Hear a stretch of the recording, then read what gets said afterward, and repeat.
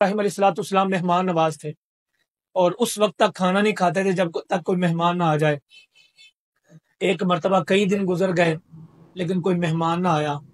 کہتے ہیں چھٹا ساتواں دن ہوا تو گلی میں ایک شخص ملا، مختصر یہ جلدی سے سناتا ہوں، وقت کی قلت ہے۔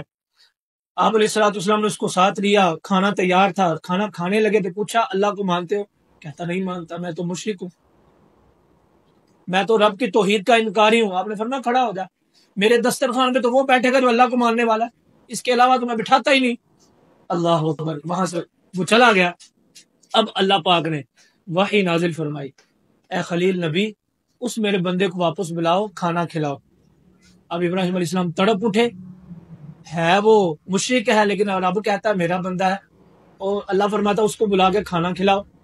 سبحان اللہ۔ آپ ڈھونڈتے رہے، جنگل میں جا کے ملاقات ہوئی، کہا چلو میرے ساتھ کھانا کھلاتا ہوں۔ جب وہ واپس آیا دسترخوان پہ بیٹھے تو اس نے کہا مجھے سمجھ نہیں آئی اس بات کی، تھوڑی دیر پہلے میں آیا تھا اسی دسترخوان سے آپ نے اٹھایا تھا، ابھی تھوڑی دیر کے بعد یہاں بٹھا کے کھانا کھلا رہے ہیں، وجہ کیا ہے؟ ماجرا سمجھ نہیں آیا۔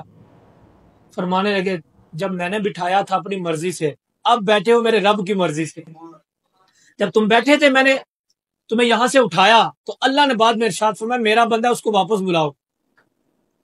اس کی کم و بیش جو روایات میں آتا ہے 60 سال کے قریب عمر تھی، تو اللہ نے فرمایا اتنی اس کی عمر ہوگی، آج تک میں نے اس سے پوچھا نہیں کہ تم مجھے مانتا نہیں، اس کو میں صبح و شام رزق دیتا ہوں، لیکن ایک مرتبہ تیرے دسترخوان پہ آیا تو پوچھنا شروع کر دیا اللہ کو مانتے ہو کہ نہیں مانتے۔